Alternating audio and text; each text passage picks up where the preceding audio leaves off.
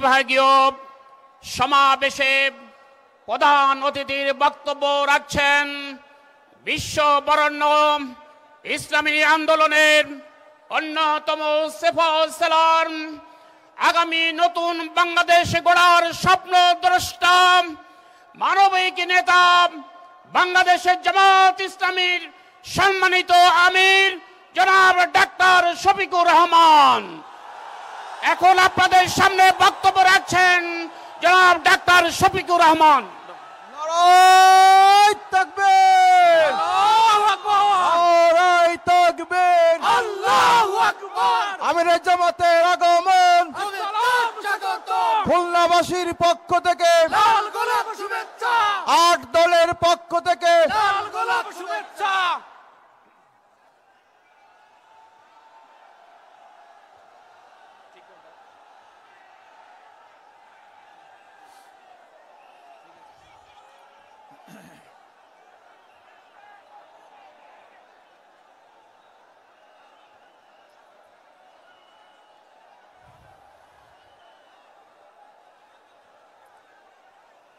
আসসালামু আলাইকুম ওয়া রাহমাতুল্লাহ। আসসালামু আলাইকুম ওয়া রাহমাতুল্লাহ। আলহামদুলিল্লাহি রাব্বিল আলামিন ওয়াসসালাতু ওয়াসসালামু আলা রাসূলিহিল কারীম ওয়া আলা আলিহি ওয়া সাহবিহি ওয়া আহলি বাইতি আজমাইন। চলমান আন্দোলনের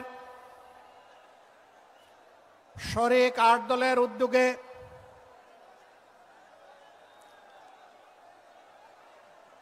খুলনার মধ্যস্থলে আজকের এই বিভাগীয় সমাবেশের সম্মানিত সভাপতি, ইসলামী আন্দোলন বাংলাদেশের সম্মানিত আমির, বিশিষ্ট আলেমে দ্বীন, চরমনায় সম্মানিত পীর হযরত মাওলানা সৈয়দ রেজাউল করিম, মঞ্চে বসা 8 দলের শীর্ষ নেতৃবৃন্দ, বিশেষ অতিথিবৃন্দ, বিভাগীয় নেতৃবৃন্দ, স্থানীয় নেতৃবৃন্দ, খুলনার আপামো জনগণ, ভাই ও বোনেরা, আল্লাহ তাবারক ওয়া তাআলা শুকরিয়া আদায় করছে। আল্লাহর দ্বীনের প্রয়োজনে, বাংলাদেশের মানুষের মুক্তির প্রয়োজনে আল্লাহ তাআলা 8টি ইসলামী এবং দেশপ্রেমিক দলকে একত্রিত হয়ে যুগের চ্যালেঞ্জ গ্রহণ করার তৌফিক দান করেছেন, আলহামদুলিল্লাহ। ইতিমধ্যে বিশেষ অতিথি সহ সম্মানিত অতিথিবৃন্দের, নেতৃবৃন্দের মুখ থেকে আপনারা গুরুত্বপূর্ণ বক্তব্য শুনেছেন। এক এক করে স্বাধীনতার 54 বছর অতিবাহিত হয়েছে। এই 54 বছরে স্বাধীন বাংলাদেশের জনগণের লালিত স্বপ্ন অনেকটাই বাস্তবায়িত হয়নি। দৃশ্যমান কিছু উন্নয়ন সাধন হয়েছে, আমরা তা অস্বীকার করব না। এই ভৌত কাঠামোগত উন্নয়নই একটি জাতির আসল উন্নয়ন নয়। একটি জাতির আসল উন্নয়ন হচ্ছে এই দেশ এবং জাতির মধ্যে ন্যায় বিচার বা সামাজিক সুবিচার আছে কি নেই। বাংলাদেশে গ্রাম আদালত থেকে শুরু করে সর্বোচ্চ আদালত পর্যন্ত আজকে যার প্রভাব প্রতিপত্তি নেই, অ্যাকাউন্ট ভর্তি যার কোনো টাকা নেই, বাংলাদেশে তার জন্য কোনো বিচার নেই। একটা দেশ সভ্য দেশ কিনা তার পরিচয় হচ্ছে সেই দেশের শিক্ষা ব্যবস্থাটা কেমন আমরা দেখতে পাই। আমাদের দেশের শিক্ষা ব্যবস্থা মূলত দুই ধারায় বিভক্ত। দ্বীনি শিক্ষাকে কেন্দ্র করে সেই শিক্ষার চর্চার জন্য মাদ্রাসা, ছোট মাঝারি বৃহৎ আকারের হাজার হাজার মাদ্রাসা বাংলাদেশে বিদ্যমান। তার পাশাপাশি আমরা লক্ষ্য করি সাধারণ এবং বিশেষায়িত শিক্ষা দেওয়ার জন্য দেশে বেশ কয়েকটি পাবলিক এবং প্রাইভেট বিশ্ববিদ্যালয়, কলেজ, স্কুল এবং প্রাইমারি স্কুল রয়েছে, যার সংখ্যা লক্ষ লক্ষ। মাদ্রাসা শিক্ষা ব্যবস্থায় আমরা দেখি সেখানে ইলমে দ্বীনের চর্চা হয়, সেখানে কোনো গণরুম নাই, সেখানে কেউ কাউকে খুন করে না।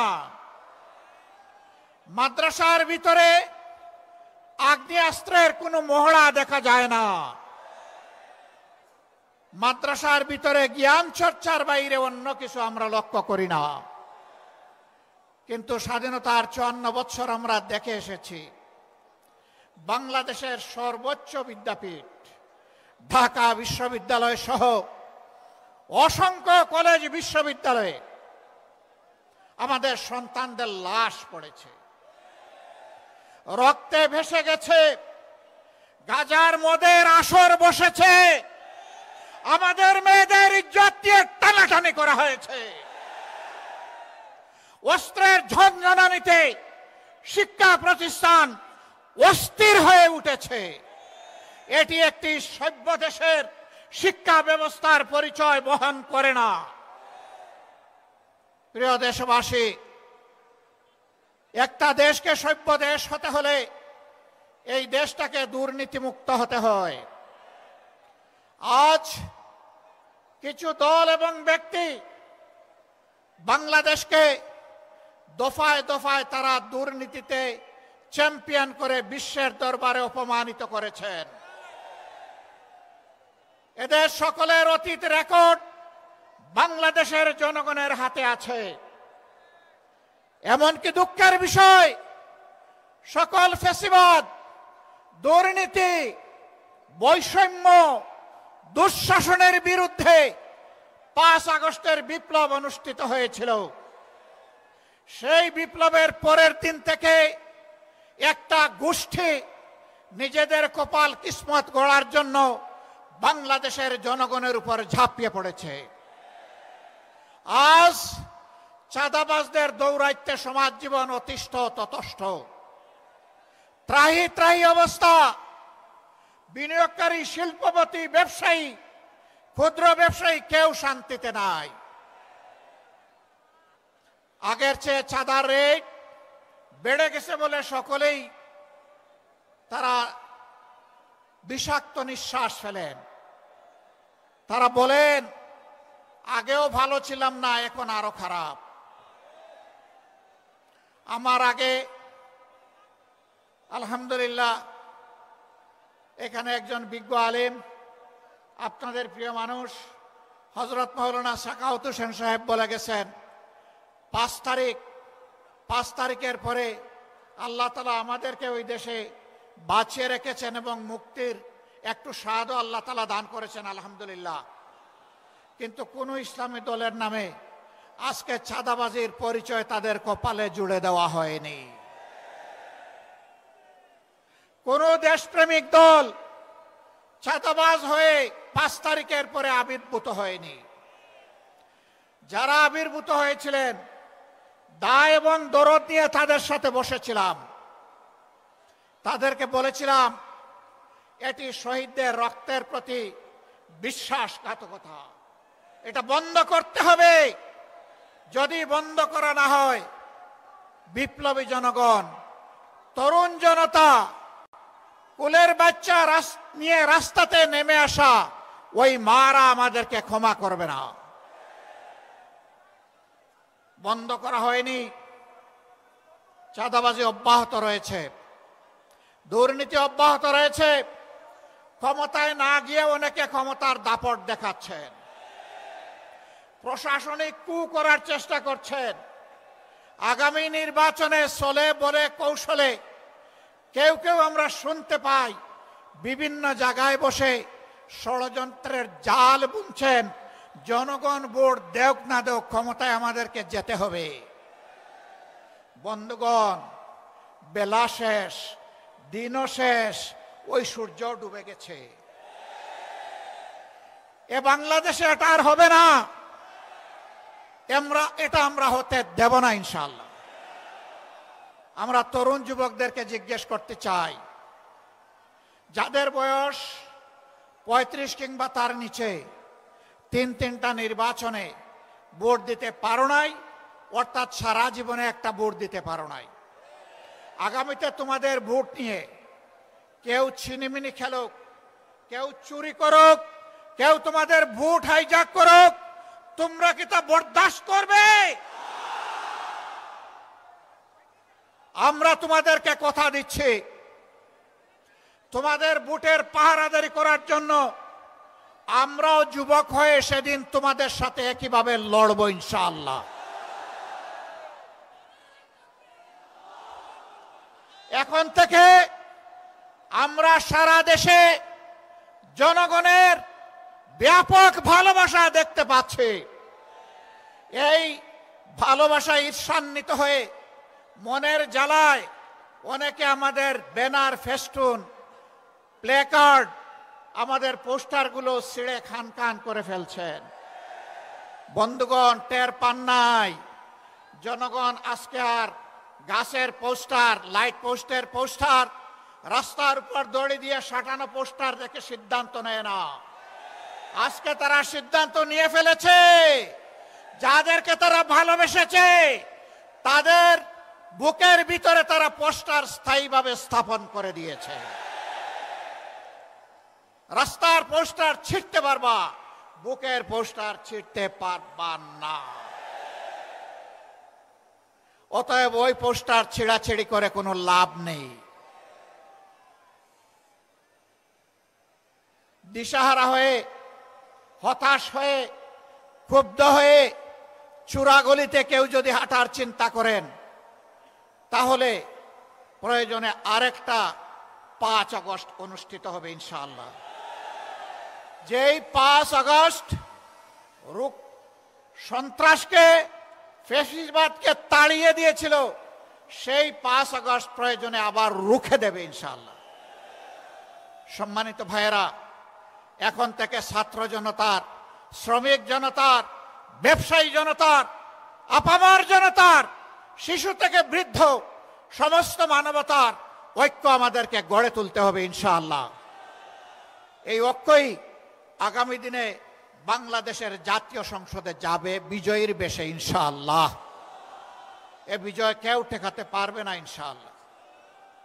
কারণ আমরা আছি মজলুমের পক্ষে, আমরা আছি অপশাসনের বিরুদ্ধে, আমরা আছি বৈষম্যের বিরুদ্ধে, আমরা আছি ন্যায়ের পক্ষে, আমরা আছি আল্লাহর দেওয়া কোরআনের বিধানের পক্ষে। এ বিজয় আমাদের হবে ইনশাআল্লাহ। সম্মানিত ভাইয়েরা, কেউ কেউ জাতির মধ্যে হিংসা সৃষ্টি করে জাতিকে বিভিন্নভাবে বিভক্ত করতে চান। চিংড়ি মাছের মতো কেউ কেউ পিছনে দৌড়াতে চান। আপনারা চিংড়ি মাছের চাষের এলাকার মানুষ খুব ভালো করে জানেন, চিংড়ি যখন দৌড়ায় সামনের দিকে পথ খুঁজে পায় না, শুধু পিছনের দিকে যায়। কেউ কেউ ৭২-এর সংবিধান নিয়ে কামড় দিয়ে পড়ে থাকতে চান। আমাদের বন্ধুদের মাঝে দীর্ঘদিন একসাথে আন্দোলন সংগ্রাম, ফ্যাসিবাদের বিরুদ্ধে লড়াই করেছি, তাদের কাউকে কাউকে আজকে আমরা সে কথা বলতে শুনি। মনে রাখবেন, বাংলাদেশে প্রথম দুঃশাসনের পর জিয়াউর রহমান সাহেব ক্ষমতায় এসে ওই সংবিধানকে তিনি আমূল পরিবর্তন করে দিয়েছিলেন। এখন যদি কেউ ৭২-এর সংবিধানের কথা বলেন, কার্যত তিনি শহীদ প্রেসিডেন্ট জিয়াউর রহমান সাহেবের বিরুদ্ধে অবস্থান নেবেন।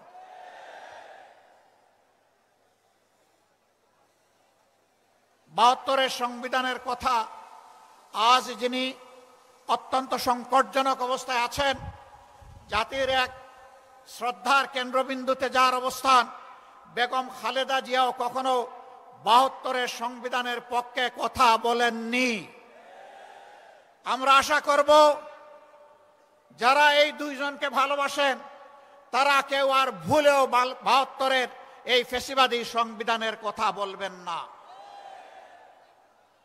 সম্মানিত বন্ধুগণ, আজকে আপনারা যারা এখানে এসেছেন তারা খুলনার জনগণের, আপামর জনগণের প্রতিনিধি হয়ে এসেছেন। আমরা আপনাদের কাছে অনুরোধ জানাবো, ব্যক্তিগতভাবে এই নেতৃবৃন্দ খুলনার প্রত্যেকটি ঘরে, অন্তত প্রত্যেকটি এলাকায় গিয়ে যদি জনগণকে সালাম দিতে পারতেন খুব ভালো হতো। কিন্তু 18 কোটি মানুষের এই দেশে সারা বাংলাদেশে নেতৃবৃন্দকে দৌড়াতে হবে। এ কাজটা তাদের পক্ষে এককভাবে সম্ভব হবে না। তবে আপনারা যদি সবাই সিদ্ধান্ত নেন, আপনারা এই নেতৃবৃন্দের আওয়াজের প্রতিধ্বনি প্রত্যেকটা ঘরে ঘরে পৌঁছে দেবেন, তাহলে অবশ্যই এটা আপনাদের পক্ষে সম্ভব হবে।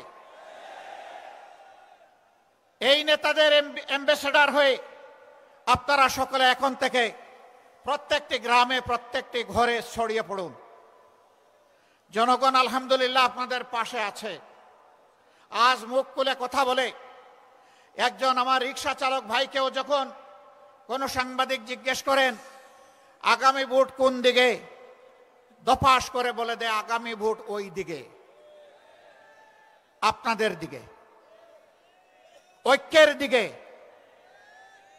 বিভক্তির বিপক্ষে, ন্যায়ের পক্ষে, কোরআনের পক্ষে, জনগণের পক্ষে। আমরা এই 8 দলের বিজয় চাই না, আমরা 18 কোটি মানুষের বিজয় চাই। আমরা কোনো দল বিশেষের বিজয় চাই না, আমরা মজলুম জনগণের বিজয় চাই। আমরা আল্লাহর কোরআনের বিজয় চাই। সেই বিজয়ের মিছিলে আপনারা সবাই জান প্রাণ দিয়ে লড়াই করে যেতে রাজি আছেন? আমরা যে 5 দফা কর্মসূচি ঘোষণা করেছি, যার ভিত্তিতে এখন এই আন্দোলন চলছে, আমাদের স্পষ্ট বক্তব্য, আমাদের দাবি পূরণ না হওয়া পর্যন্ত আমাদের লড়াই চলবে। আর আমরা জনগণের জন্য যা করতে চাই, দুর্নীতিমুক্ত সমাজ, ন্যায় বিচার সকলের জন্য, এবং তার পাশাপাশি অর্থনৈতিক ব্যবস্থাকে ঢেলে সাজানোর যে অঙ্গীকার আমরা ব্যক্ত করেছি, তাবেদার নয়, স্বাধীন রাষ্ট্রের যে পররাষ্ট্রনীতি আমরা ঘোষণা করেছি, তা প্রতিষ্ঠিত না হওয়া পর্যন্ত আমাদের লড়াই অব্যাহত থাকবে। আমাদের যুবক যুবতীদের আকাঙ্ক্ষা পূরণ না হওয়া পর্যন্ত আমাদের লড়াই অব্যাহত থাকবে। আমরা যুবক যুবতীদেরকে কথা দিচ্ছি, বাংলাদেশ তোমাদের হাতে তুলে দেওয়ার জন্যই আমরা এই আয়োজন করেছি। তোমরা তৈরি হও, এ বাংলাদেশ আমরা তোমাদের হাতে তুলে দিতে চাই। আমরা সাথে থেকে তোমাদেরকে দোয়া দেব, সহযোগিতা করব। সন্তানেরা দেশ চালাবে সুন্দরভাবে, এটি হবে আমাদের জন্য গর্বের কারণ। প্রস্তুতি নেওয়ার জন্য আহ্বান জানাচ্ছি, তোমরা প্রস্তুত হয়ে আসো। শুধু চাকরি কেন, চাকরির খোঁজ না করে নিজেই কিভাবে দেশটা গড়বা, চাকরি দিবা, সেই ব্যবস্থা, সেই চিন্তা এখন থেকে মাথায় লালন করো। আমরা ওই শিক্ষাই তোমাদের হাতে তুলে দিব, যেই শিক্ষা একজন মানুষকে মানুষও বানাবে, আবার একজন দক্ষ কারিগরও বানাবে ইনশাআল্লাহ। সেই বাংলাদেশ গড়ার চলমান এই আন্দোলনের সংগ্রামে বাংলাদেশের 18 কোটি মানুষকে শরীক হওয়ার উদাত্ত আহ্বান জানিয়ে আজকে যারা এই আয়োজন করেছেন তাদেরকে কেন্দ্রীয় সংগঠনের দায়িত্বশীল নেতৃবৃন্দের পক্ষ থেকে আন্তরিক কৃতজ্ঞতা এবং ধন্যবাদ জানিয়ে আমরা মহান আল্লাহ তাআলার সাহায্য কামনা করে আগামী দিনে একটা ফ্যাসিবাদ মুক্ত সমাজ দেখার আকাঙ্ক্ষা প্রত্যয় রেখে আমার কথা এখানেই শেষ করছি। আল্লাহ হাফিজ। বাংলাদেশ জিন্দাবাদ। বিজয় হোক জনতার। আসসালামু আলাইকুম ওয়া রাহমাতুল্লাহ।